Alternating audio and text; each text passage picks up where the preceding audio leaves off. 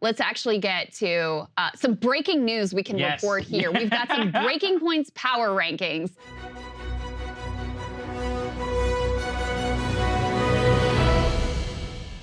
So we were so inspired by Fox News just pulling out of their ass power rankings for the Republican primary. We decided we should probably do the same thing.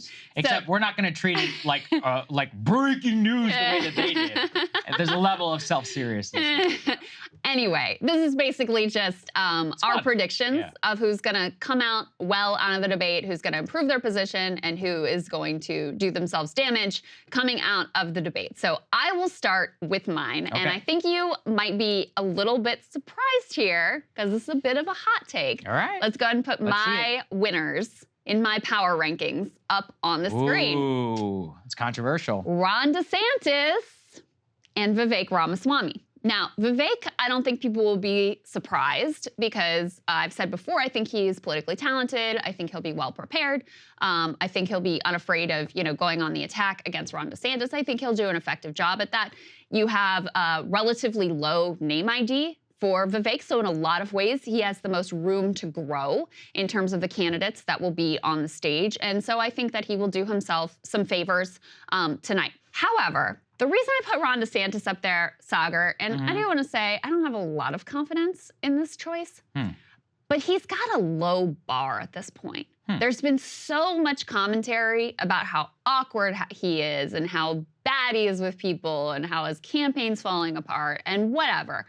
I know he's going to show up really well prepared, really well scripted. I can imagine him having like the equivalent of the Kamala Harris, that little girl is me kind of a moment up there. And so I think he may do himself some good being on that stage, and he'll really be a focal point in a lot of ways. There'll be a lot of attacks coming at him, and that gives him an opportunity to parry those effectively and really try to reestablish himself as a primary serious Trump competitor. So that is why I put those two gentlemen at the top. I do want to say one other thing just in terms of how I was thinking about this. I suspect the person whose performance I will like the most is probably Chris Christie. And I do think he's very politically talented. I think he will land his blows, etc. But this isn't about who I'm going to like because I'm not a Republican primary voter. I suspect the liberal media, CNN and MSNBC are also going to enjoy Chris Christie's performances. Chris Matthews told us he's a liberal pinup boy, which was accurate. He was right. But, is that going to help him in terms of doing better in a Republican primary? Nah, I don't really see that. Okay, let's see your losers, and then I'll do mine, and then we'll go over. Okay, so let's go ahead and debut my losers here. Mike Pence and Tim Scott. So I just don't really see either of them being able to have a breakout moment. Both of their political personalities are being like the super nice guy. And for better or worse, I just don't know that that really sells. I don't think it really provides the opportunity for you to have that kind of spotlight grabbing, interesting breakout moment and assert yourself. And if you aren't moving up the rankings of being one of the top Trump alternatives, then I think, you're falling behind. And to me, it's particularly embarrassing for Mike Pence, who was the vice president. I mean, this is a man who's been in politics for so long, who does have a lot of connections, who was literally vice president of the United States for 4 years, and has fallen down into, at best, a mid-tier competitor here, even in the context of a Republican primary debate without Trump. And so for him to be sidelined in this way, on such a visible performance, I think it's a real problem for him. Tim Scott, there's a lot of media hype around him at the moment, but again, I find it hard to believe that he's going to really be able to achieve any sort of a breakout moment, so I think it's tough for him too. There you go. Okay, let's put my winners up there because I think this might surprise you. There's a little bit of a disagreement here. We share one winner. So I've got Ramaswamy and Christie, and here's my case.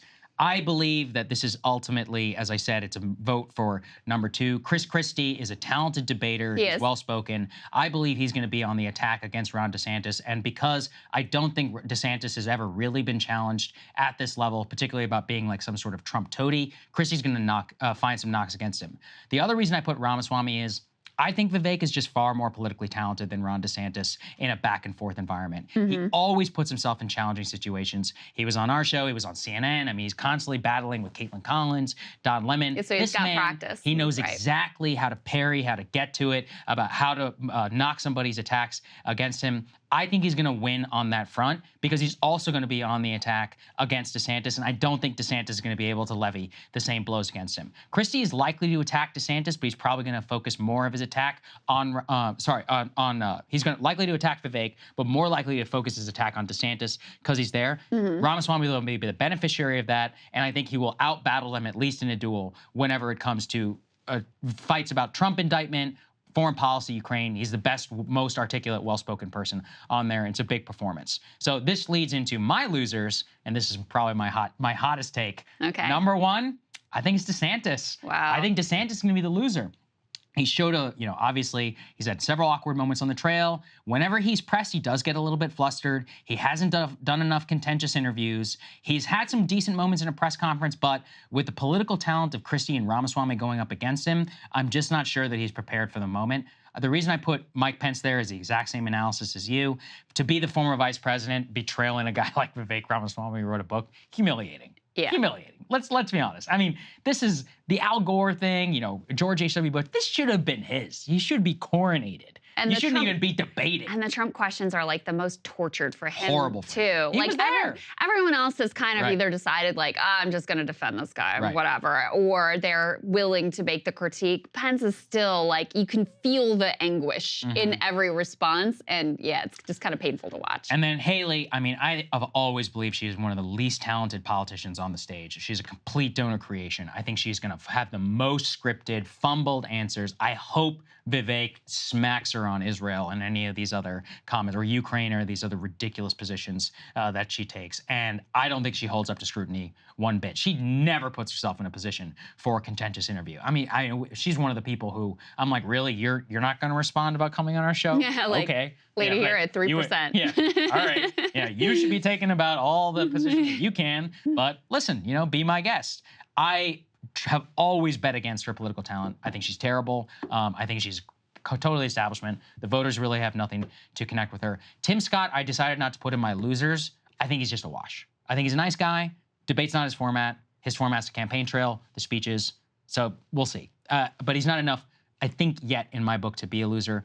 DeSantis has the most to lose. So far, we've not seen enough political talent for him to rise. I could be totally wrong. He could be a big winner. He has a potential to do it. But we haven't seen that. Considering he's so much on a downswing, he's got the most at stake there tonight. I don't think there's any question. I think Ramaswamy's going to have a great night. He's just good at the format. He's good at what he does. Obviously, I put him as one of my winners, too, so I agree with you. I will say if he doesn't, it could be for two reasons. Number one, he tends to be pretty wordy in his responses. Like, it takes him, even when we were talking to him, like, it takes a minute for him to get to... He's a talker. He's a talker. Yeah. He's a long talker. That's like not a knock on him. That's just his style. Takes a while for him to like lay out the context. He's not super punchy. Right. And in a debates prioritize that like, the one-liner and the punchiness, and you have a very short period of time to respond. So if he has an off night, I would say that is why. And the other possible reason is DeSantis and co feel like he hasn't been challenged on some of his past more liberal political sentiments. You actually challenged him, Saagar, a little bit on that on our show about what he used to say about January 6th versus what he says now on January 6th are pretty different. I mean, he has made a bit of, I think, a pretty significant political evolution to position himself as this very pro-Trump force within the Republican primary, and that's just not where he was before.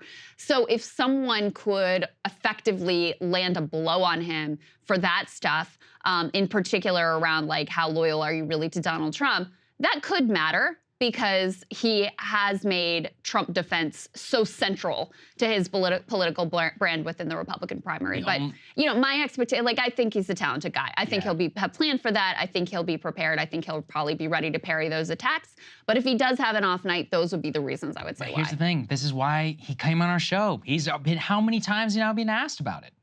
5, 6 times? It's like, that's the benefit of being in the arena. DeSantis hasn't put himself in the arena. I think he's gonna have a tough night. I really do.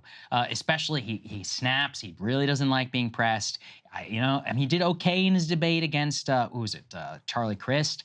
But at the end of the day, you know, it hasn't necessarily been his format, and he's going to be taking it in ways that Vivek has had. Chris Christie also. Let's be honest. I mean, he not only been in previous debates, he actually does a lot of media interviews. In some cases, contentious media. He's been going on Newsmax and fighting with Eric Bolling. That's what I mean.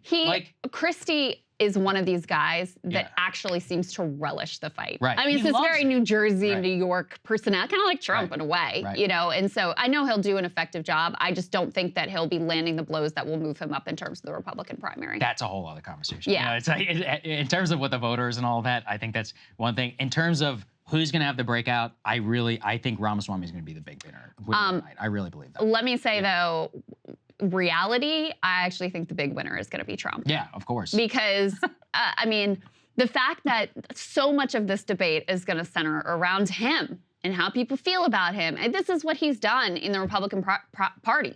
This is why he is so central and why it's so impossible to knock him off of his perch.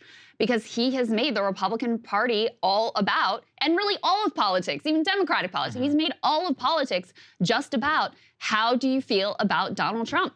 And so the fact that that's like the central question at the heart of these debates, that's a massive win for him.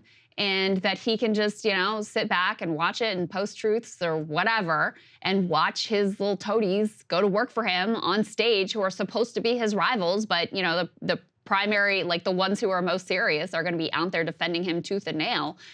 Yeah, that's a huge win for him. I agree. So look, that's what you guys have got.